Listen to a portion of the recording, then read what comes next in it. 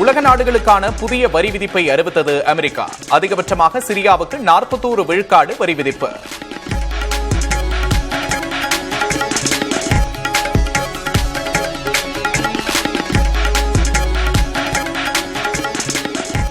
September 9ஆம் தேதி குடியரசு துணைத் தலைவர் தேர்தல் ஆணையம் அறிவிப்பு.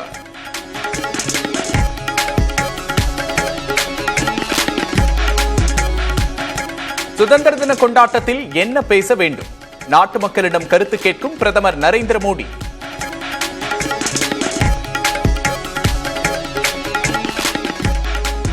பீகார் வாக்காளர் பட்டியல் சிறப்பு திருத்தம் தொடர்பாக விவாதிக்க கோரி நாடாளுமன்றத்தில் எதிர்க்கட்சிகள் அமளி.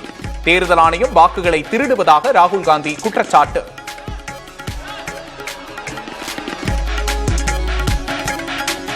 UPI புதிய விதிகள் இன்று முதல் அமலுக்கு வந்தன. ஒரு நாளைக்கு அதிகபட்சமாக 50 முறை மட்டுமே வங்கி கணக்கு இருப்பை சரிபார்க்க அனுமதி.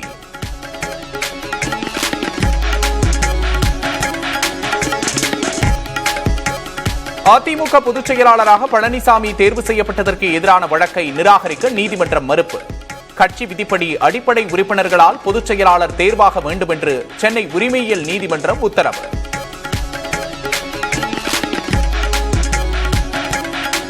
என்னிடம் கேட்டிருந்தால் பன்னீர்செல்வம் பிரதமரை சந்திக்க ஏற்பாடு செய்திருப்பேன். பலமுறை பேசிய நிலையிலும் கூட்டணியிலிருந்து பன்னீர்செல்வம் வெளியேறி உள்ளதாக நயினார் நாகேந்திரன் பேட்டி.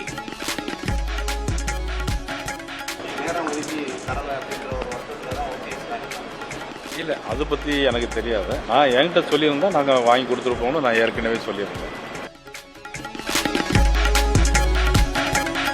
பிரதமரை சந்திக்கும் விவகாரத்தில் நயினார் உண்மையை மறைக்கிறார். நயினார் நாகேந்திரனின் கருத்துக்கு பன்னீர்செல்வம் தரப்பினர் மறுப்பு.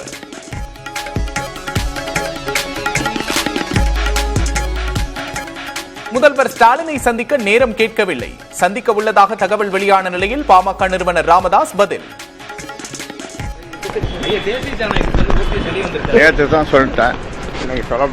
முதலமைச்சரை சந்திக்கிறதுக்கு அப்பாயின்மெண்ட் கேட்டிருக்கிறதா சொல்றாங்க.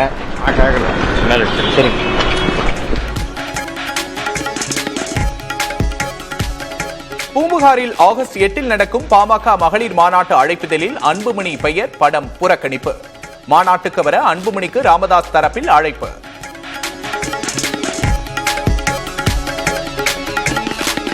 நெல்லையில் படுகொலை செய்யப்பட்ட கவின் உடல் சொந்த ஊருக்கு கொண்டு வரப்பட்டது.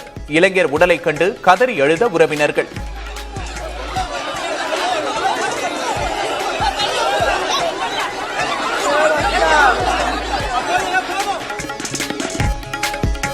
தமிழகத்தில் பாதுகாப்பற்ற சூழல் உள்ளதாக நாதக ஒருங்கிணைப்பாளர் சீமான் குற்றச்சாட்டு. நெல்லையில் படுகொலை செய்யப்பட்ட கவின் உடலுக்கு அஞ்சலி செலுத்திய பின்பு பேட்டி.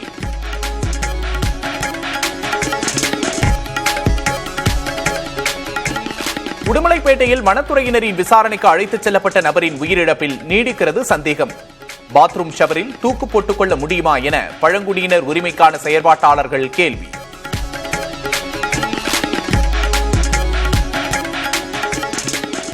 சென்னையில் பறக்கும் ரயில் மற்றும் மெட்ரோ ரயில் இணைப்பு கொள்கை அளவிலான ஒப்புதல் வழங்கியது ரயில்வே வாரியம்.